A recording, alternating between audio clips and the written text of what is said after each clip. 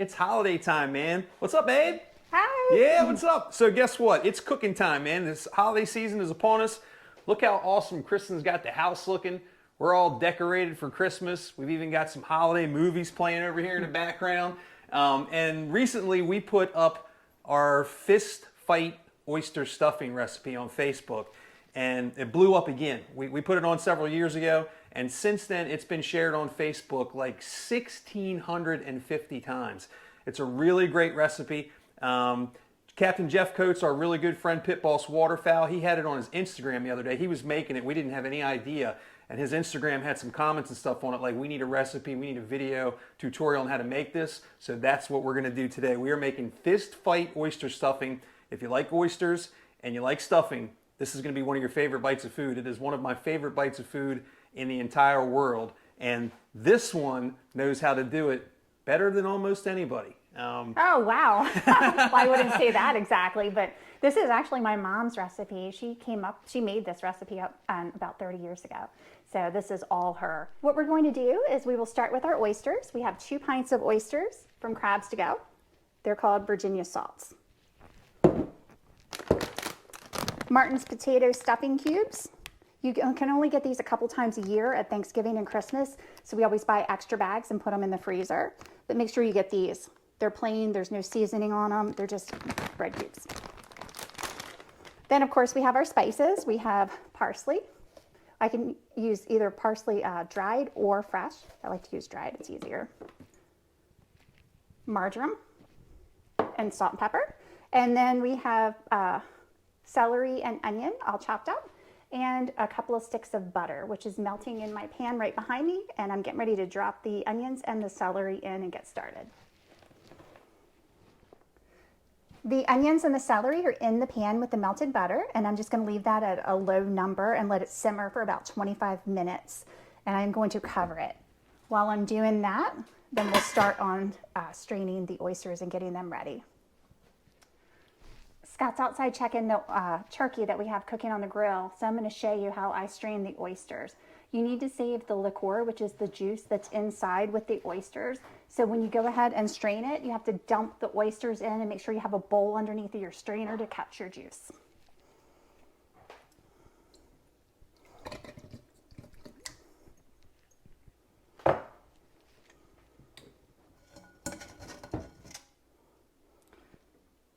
So after I get out all the liqueur into the bowl underneath, then I will go ahead and wash the oysters and make sure I get out any grit as much as possible. You don't want to bite into your oyster stuffing and have the shells or grit mixed in.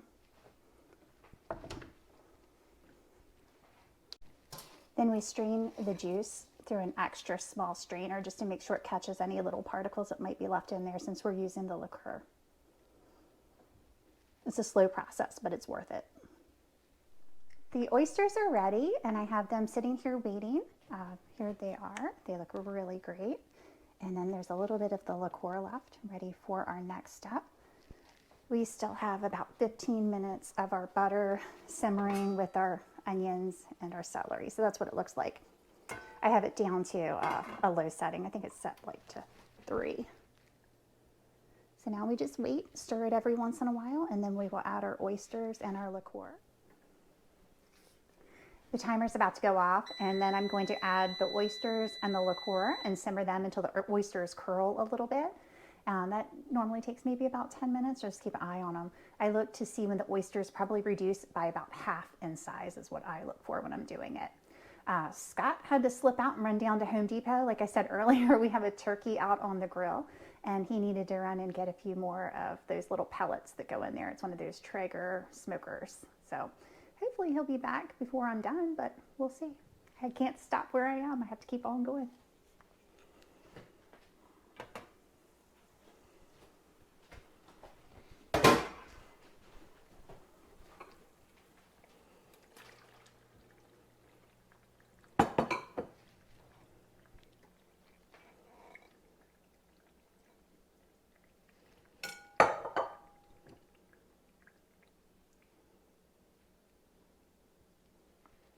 I do raise the temperature by just a little bit. I'll generally move it up to about 5, and then just keep an eye on it. I'm back. Sorry, it's been a minute. She had no idea. She's doing a great job doing this by herself, but I had to come back and help out. But in the meantime, I did go get pellets. I did have to go get pellets because we're cooking an awesome turkey out there on the grill, but I also had to surprise her with my That's a shock, honestly. surprise her with my new jacket. So, Wow. so back to oyster stuffing. I feel underdressed right now. Okay, well, I'm speechless. So let me get back to, let's see here. We've got the oysters. We show them real quick. Yeah. Basically what I did was I just cooked them down. I didn't time, and it might have been about 10 minutes or so. The oysters all shrunk by about half. The edges are starting to curl up. So it's ready to add the spices. So that's where we are right now. Going to add a teaspoon of salt, a quarter teaspoon of both marjoram and pepper, and then the equivalent in dried parsley, which is about 4 teaspoons of dried parsley flakes. And then I'm just going to add that up, mix it up, and move on to the next step. A quick note, so when you're doing your parsley stuff, our online recipe at fishandoc.com, the one that's been shared so much, has fresh parsley, right? And it's like 3/4 of a cup. Yeah. 3/4 of a cup of fresh parsley. But if you use dry parsley, it is way less than that. We got a complaint one time, like, oh, the parsley, blah, blah, blah. Well, they didn't pay attention to the fresh parsley part, and they used dry parsley at 3/4 of a cup. Don't do that. That's not good. I'm sure that was absolutely terrible. So make sure your ratio is on. That's a fresh lot. parsley, 3/4 of a cup. Dry parsley. how Four, much? 4 teaspoons. 4 teaspoons. And you can see it in here. Yeah, Parsley there you go. doesn't have a whole bunch of flavor, so Right. to me, dried works just as good as fresh. And it's one less thing I have to chop. That looks good. All right, here, come on over here for a sec. We're almost ready for the oven. Okay, so next step, we're going to take our potato cubes, and I'm going to pop them in this bowl. What I did was I added all of our oyster part. Juice and everything. Yep, every single thing. And then we just mix them in real good with the potato cubes. Then after I get it mixed in real good, I'm going to spray my casserole dish and then put it in top. Put it in an oven at 375 for about 45 minutes. We'll keep an eye on it, uncovered. So I just sprayed my casserole dish. You can use an 8 by 10 or 10 by 13, I guess is the big square one, a rectangular one. Or you can use a nice round one. And then as you can see, everything's mixed up nice and good. I just really wanted to get all of the juices and oysters and everything incorporated into the stuffing. You can see how it kind of made the stuffing get a lot smaller and more delicious looking, don't you think? And then I'm just gonna add that in here. My mom always says she likes to put it in a round bowl because she thinks it tastes better. So that's why I got the round bowl for her. Thick. Yeah, that's nice and soft there in the middle, and you got these crispy edges and stuff, but that middle stays really, really nice and soft. So, oh my God. Woo! All right, it's going in the oven. Here we go. All right, and how hot and how long? We've got it at 375 for, I'm going to check it in about 40, 45 minutes. And then I've got a tray in there already. I always cook everything on a tray. This one's not going to bubble out, but it's just a good safety factor for me before I pop it in there.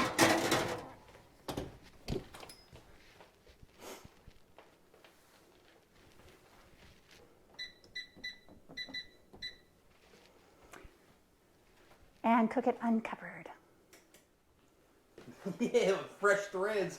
I'm going to take it off real quick, and while that's cooking, I'll show you guys because we've been getting some inquiries about it. Check it out. Brand new bend a rod, back to blue design. Right now I've got it in black long sleeve.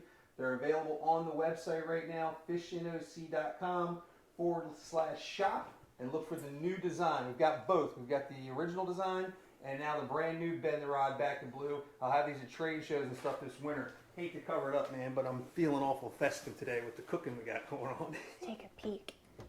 Oh, it looks so good. It's starting to get bubbly in there. Yum. We have about 16 minutes left on that. Hey, and Scott just went out to get the turkey. Oh my God, that smells so good. Look at this, man. Oh wow, that looks really good. Oh, that's still, oh boy. Did you, I don't know what you said when you went outside. Did you tell them what you put on it? Because I could smell No. the seasoning. It smells delicious. To be honest with you, I got this recipe from Meat Church. The guy from Meat Church does a really great job with this stuff. Just put like, rub on it when we first started. I did some compound butter underneath the skin. It's going to be delicious. Oh, I can't wait for that. Yeah. It smells so good. I just peeked over at Scott and look what he's doing. When I wasn't looking. I'm not compromising any of the bird. I'm just taking some of these extra. Look at this. Look at this skin.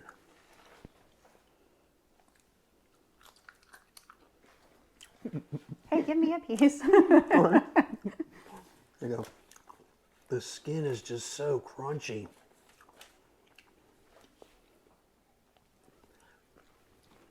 That's good. I could just eat the skin. This, with that, yum.